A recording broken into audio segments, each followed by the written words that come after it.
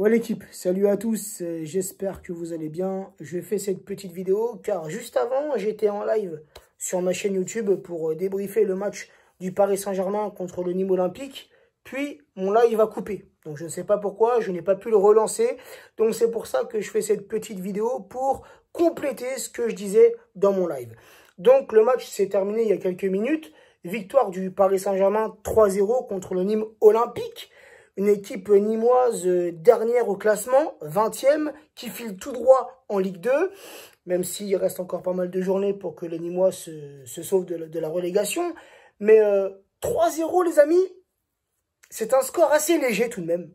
Contre les 20e, contre les derniers, je pense que ce soir on aurait pu mieux faire offensivement. Et c'est pas les occasions qui manquaient ce soir. On s'est créé tout de même pas mal d'occasions les amis ce soir. Mais bon, on va pas trop en demander à nos joueurs. Il y a des échéances beaucoup plus importantes qui arrivent, dont le match de dimanche au Vélodrome, le match contre le Barça dans 13 jours. Donc c'est là vraiment qu'il faudra mettre un petit coup d'accélérateur. Mais tout de même pour ce soir, rappelez-vous du match dimanche contre Lorient, contre les 18e. Là aussi, je pense qu'on était tous confiants et au final, on s'est fait avoir. Chose ce soir qui ne s'est pas passée contre les Nîmois. On était confiants, je pense, en tant que supporters. Et ça nous a réussi ce soir, les amis. On va pas se mentir. Même si on a vu un Paris Saint-Germain mieux sur la première mi-temps. Un Paris Saint-Germain plus convaincant en première mi-temps. Un Paris Saint-Germain qui a mieux joué sur la première mi-temps. Des joueurs impliqués dans ce match. On l'a senti, surtout en Di Maria. Di Maria, j'ai aimé son match. Et les buteurs, c'est lui qui ouvre le score sur une erreur du joueur nîmois qui fait une passe en retrait. Di Maria, le coup d'œil, joue bien le coup, récupère ce ballon et vient tromper le gardien. Et Di Maria, passeur décisif. Sur le deuxième but, ce beau centre, cette belle passe, ce ballon bien dosé sur la tête de Sarabia. Donc vraiment ce soir, j'ai trouvé un très bon Di Maria qui n'est pas resté qu'à sa place. C'était un 4-4-2. Di Maria jouait sur le couloir droit, mais on a vu un Di Maria désonné. Un Di Maria venir récupérer les ballons un peu plus bas sur le terrain. Un Di Maria se projeter un peu plus vers l'avant, revenir au milieu de terrain, se déplacer sur le côté gauche. Un Di Maria qui ce soir, en l'absence de Neymar, a pris le jeu parisien à son compte. Et c'est dans ce genre de match qu'on aime voir Di Maria. Donc Di Maria, franchement, j'ai trouvé qu'il a fait un très bon match. C'est vrai que Di Maria, sur ses derniers matchs, il n'était pas très en forme. On a pu le voir, notamment contre Lorient. Mais il est bien revenu ce soir. Et t'as Mbappé, les amis, qui est en deuxième mi-temps. Donc un bon Paris Saint-Germain sur la première mi-temps. Où vraiment on a vu du beau jeu. Où vraiment on a vu un jeu collectif. On a vu de bonnes combinaisons. Et on a vu des Parisiens agressifs sur le porteur du ballon. Mais une deuxième mi-temps mal entamée. Une deuxième mi-temps, surtout les 10 premières minutes, où j'ai vu pour ma part des Parisiens assez timides. Des Parisiens qui, pour moi, avaient échangé leurs crampons contre des pantoufles. Mais heureusement, les amis, il y a eu ce but. Ce but de Mbappé. Ce beau but de Mbappé, qui retrouve les chemins des filets. Lui qui avait été muet contre Lorient. Ce soir, il marque son petit but. Espérons que ça le remette en confiance pour dimanche, ce match important, ce déplacement au stade Vélodrome. Mais tout de même, les amis, en seconde mi-temps, on a vu pas mal d'erreurs défensives de la part de nos Parisiens. Surtout un joueur que j'ai dans le collimateur, les amis. Et j'en ai parlé dans mon live et je pense qu'on est tous d'accord sur ce joueur. C'est Kehrer. Moi, Kehrer, les gars, ne m'inspire aucune confiance. Je n'ai absolument pas confiance en ce joueur. Et pour moi, je ne sais plus combien on l'a acheté, si c'est 37 millions, 40 millions, mais on s'est mangé une grosse carotte.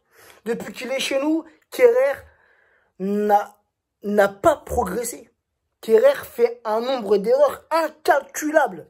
Encore ce soir. Mauvais contrôle, mauvaise passe, mauvaise relance. Il se fait prendre de vitesse, il se fait bouger sur le terrain. Non, ce mec-là, il faut s'en débarrasser. Mais tu vois, ce genre de joueur, c'est le genre de joueur qui va rester chez nous jusqu'à la fin de son contrat et qui va partir librement. C'est un joueur qu'on va pas arriver à vendre. Bref, passons. Parce que Kehrer, je pourrais en parler pendant toute la nuit, les amis. Mais passons.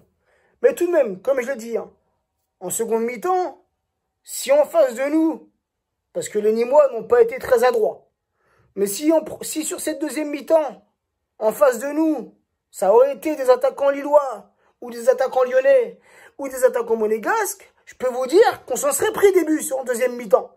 Parce qu'il y a eu beaucoup trop d'erreurs, beaucoup trop d'espace pour les attaquants nîmois. Donc voilà les amis, on va finir avec les stats. Alors j'espère que ma tablette, j'ai encore de la batterie. Voilà.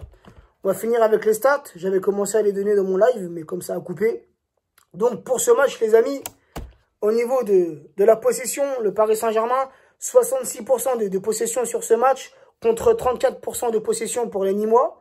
4 corners côté parisien pour 7 corners côté nîmois. Au niveau des tirs cadrés, donc là c'est égalité parfaite. 6 tirs cadrés pour les Parisiens, 6 tirs cadrés pour les Nîmois.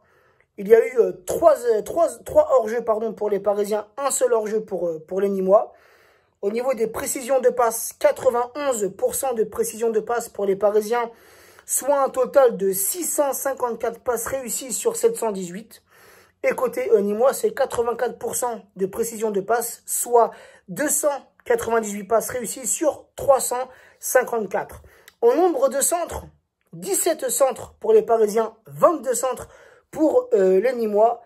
Et au niveau des précisions de tacle, les amis, 45% de précision de tacle pour les Parisiens contre 47% de précision de tacle pour les Nîmois. 13 fautes pour les Parisiens, 11 fautes pour les Nîmois. Donc voilà, et puis au niveau du classement les amis, petit récapitulatif, et après on va se quitter les amis. Donc les Lillois qui resteront premiers pour cette journée avec 51 points, juste derrière les Lyonnais avec 49 points, ensuite troisième position le Paris Saint-Germain avec 48 points, et juste derrière l'AS Monaco avec 45 points. Donc on voit très bien les amis, entre la première et la quatrième place, c'est très serré, tout est jouable. Ces 4 clubs peuvent finir à la première place. Et je le dis à maintes reprises, et je le répète les amis, pour moi, c'est un championnat cette saison passionnant. On ne sait pas qui sera champion à la fin de la saison, tout est jouable. Et espérons que ça soit nous Parisiens, puisque ça nous fera un 10e championnat de France de gagner. Et normalement, au bout de 10, tout comme les Stéphanois avec leur petite étoile, normalement, au bout de 10 championnats de gagner, tu as l'étoile. Donc, espérons que ça soit pour nous cette saison. Mais ça va être très compliqué. Et les 3 prochains matchs retour qu'on va jouer, c'est-à-dire contre les concurrents directs, les Lillois, les Lyonnais et les Monégasques, faudra impérativement prendre les 9 points. Sur ce, les amis, prenez soin de vous, prenez soin des vôtres et à très vite.